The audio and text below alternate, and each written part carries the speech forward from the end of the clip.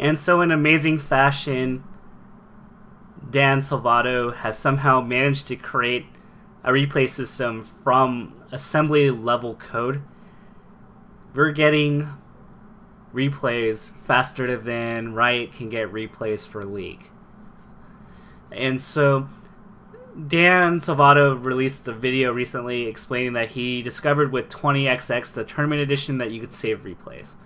Now, this is phenomenal in many degrees because it offers even more functionality than what Brawl or Smash 4 do with their replays. So you can customize, you can speed, you can slow down, you can, I believe you can show things like L cancel and if the character isn't stunned, or you can play through a situation. So I can just imagine countless applications out of this, and I feel that there's going to be a lot of things that are going to be great that come out. So first of all, there should be very little reason for large tournaments to not have every game, at least in top 32, archived.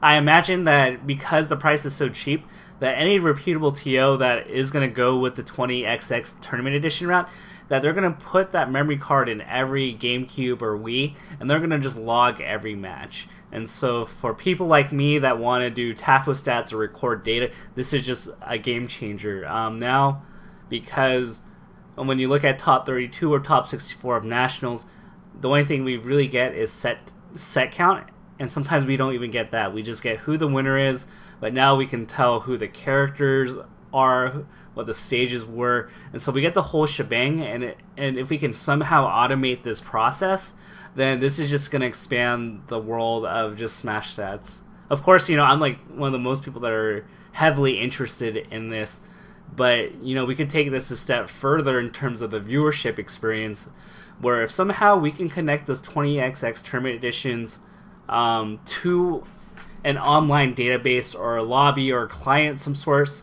and we have like a tournament game day going on Sundays or Saturdays where there's a lot of tournaments going on, some channel on Twitch could just basically pick up different replays and then show them like nearly live as they're happening so you can pick, I don't know, like West Balls versus Kira on one coast, you can pick Slox versus Mafia as the next game, and so you can constantly have a stream of really awesome matches being played, you know, online and showing them as they're happening. So that's a really cool feature that I'm really looking forward to, that a person could pick matches, put them on stream as they're shortly happening. It doesn't have, people aren't really lost in what's happening. And furthermore, even after the tournament, we can put every single replay into a database. You can click and see everything that happened off stream. This is a substitute for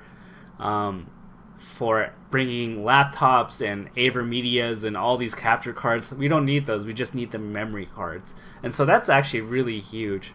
Now, in terms of other useful features, we don't have to have commentators live for some of the matches. We can have international commentators. So what we could do is get the memory card out of the memory slot of the GameCube, put the files online, and then have somebody commentate that match, or commentate even in another language. So maybe for Big House 6, if this becomes a thing, they grab the match, they put it online. Some person in Japan, some person in Germany, some person in Mexico can watch it and stream it, and then commentate the match in their own language. They'll probably be a little bit behind, but that is actually really cool. I think just archiving, I've already said that. Also, what it really brings in terms of stats is the potential. So they mentioned that you could put this on your Dolphin file on your computer. You can put it in HD, so we can turn every match in existence also into HD, as opposed to a grainy 480i or 480p if you're lucky.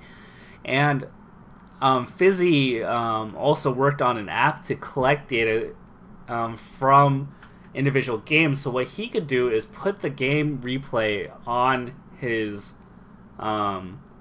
Dolphin, use his program to extract data, and then now we can get more detailed statistics. For example, we can do what percentage of the time do people land L cancels?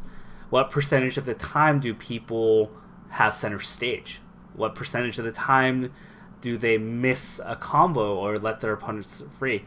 What percentage of the time do people get back on stage? What percentage of the time do people edge guard? We can get button inputs. And so if we could somehow streamline those stats, this will bring us to a new level of analysis in gameplay, which is huge. And so I just talked about the tip of the iceberg, but I feel that as this technology develops and 20XX Tournament Edition becomes more widespread, I think people are just going to come up with ridiculous applications that we've never even imagined.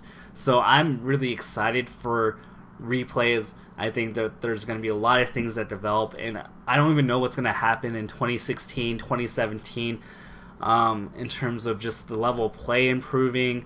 Maybe, you know, for example, you can recreate situations where Mango is, you know, trying to escape a Mewtwo King combo and he escapes it and you have to practice the DI to get out. And so maybe this could be challenges that, like we see in Street Fighter 3, Street Fighter 4, and other fighting games, where we could recreate a moment in a replay and then have people unpause and try to see if they can escape, you know, a particular DI. So the possibilities are endless. I think there's many great applications, and Dan is honestly, I don't know, a godsend, whatever you have it. And yeah, just if you're on Reddit, give him Reddit Gold. Give him your babies. This guy is phenomenal.